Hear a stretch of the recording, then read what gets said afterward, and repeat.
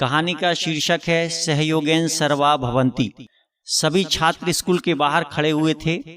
School gate पर ताला पड़ा हुआ था। चौकीदार भी चाबी लिए हुए बाहर ही खड़ा था। तभी गुरुजी आए और पूछा, क्या हो गया, सब लोग बाहर क्यों खड़े हो? चौकीदार ने इशारा किया। गुरुजी ने देखा स्कूल के आगे 3 फीट चौड़ी नाली खोद दी गई थी। कोई भी स्कूल में प्रवेश नहीं कर पा रहा था। जो बच्चे छलांग लगाकर फांदने की कोशिश कर रहे थे वे भी नाली में गिर जा रहे थे।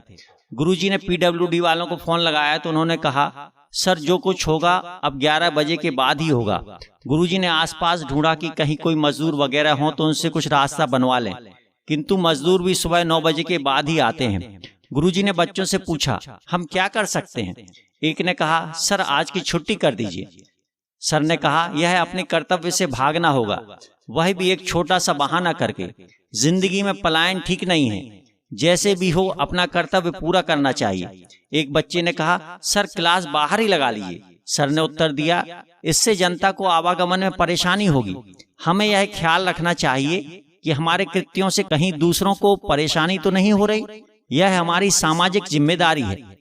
एक बच्चे ने कहा, सर नाली को मिट्टी से पाट देते हैं, यह तो अवनति है, आगे की सोचो, उन्नति व प्रगति कैसे हो यह सोचो। सर ने बोला। तब सब लोग सोच में पड़ गए। तभी एक बच्चा बोला, सर अगर एक पुल बना दे तो? हाँ, पर पुल कैसे बनेगा? दूसरे बच्चे ने कहा, अगर नाली की चौड़ाई के बराबर पत्थर मिल जाए तो इस तरफ से उस तरफ तक रख देंगे, पुल तैयार। सर ने पूछा, नाली की चौड़ाई के बराबर या उससे लंबा? उससे लंबा। फिर ढूंढो। सब बच्चे आसपास ढूंढने निकल गए। कुछ लोग ढूंढकर लौट आए और बोले, सर इतनी लंबी पटिया कहीं नहीं मिल रही है। तभी एक छात्र आया और बोला, सर पास में एक घर बन रहा है, वहां विभिन्न साइज की बहुत पटिया पड़ी हैं, एक उठा लाते हैं। क्या वहां पर मकान मालिक है? सर वहां कोई नहीं है, ना कोई पूछने वाला और ना ही कोई मना करने वाला। यह तो चोरी हुई। हमारे चरित्र व आचरण की असली परीक्षा तभी होती है जब कोई देख नहीं रहा हो। फिर और कहीं तो पटिया द्रष्टव्य नहीं है सर? जहां पर घर बन रहा है क्या उसके पास कोई मकान है? सर ने पूछा। हाँ सर, थोड़ी ही दूर पर है। छात्र ने उत्तर दिया। निश्चित ही वे उस मकान के मालिक को जानते होंगे। सर ने कहा, जाकर उनसे पूछो और उनसे अनुमति लेकर एक लंबी पटिया उठा लाओ। उनसे कहना, जैसे ही नाली बन जाएगी हम पटिया वापस कर देंगे। यह हमारी जिम्मेदारी है कि काम पूरा होने के बाद सामान वापस करें।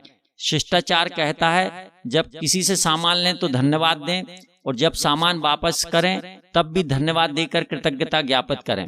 उन्हें धन्यवाद जरूर कहना। एक छात्र जाता है, खुशी खुशी लौटकर आता है और कहता है, सर वे ही उस मकान की निगरानी करते हैं, उन्होंने मालिक से अनुमति ले ली है, फिर जाओ पटिया ले आओ।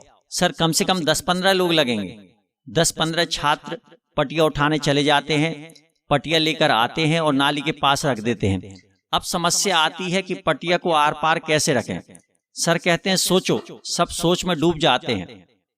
फिर एक छात्र सुझाव देता है, सर क्यों ना कुछ छात्र नाली में 2 की लाइन में इस पार से उस पार तक खड़े हो जाएं। इससे क्या होगा? सर ने पूछा।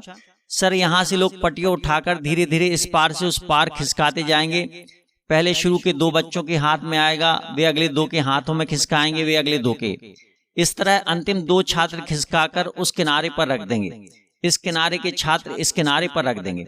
ऐसा ही किया गया। पटिया का अस्थायी पुल बन गया। चौकीदार ने गेट खोला, सब आहिस्ता आहिस्ता अंदर गए। जब सब प्रार्थना के लिए इकट्ठे हुए तो सर ने कहा, हमने आज देखा एकता में बल है, सहयोगेन सर्वा भवन्ति।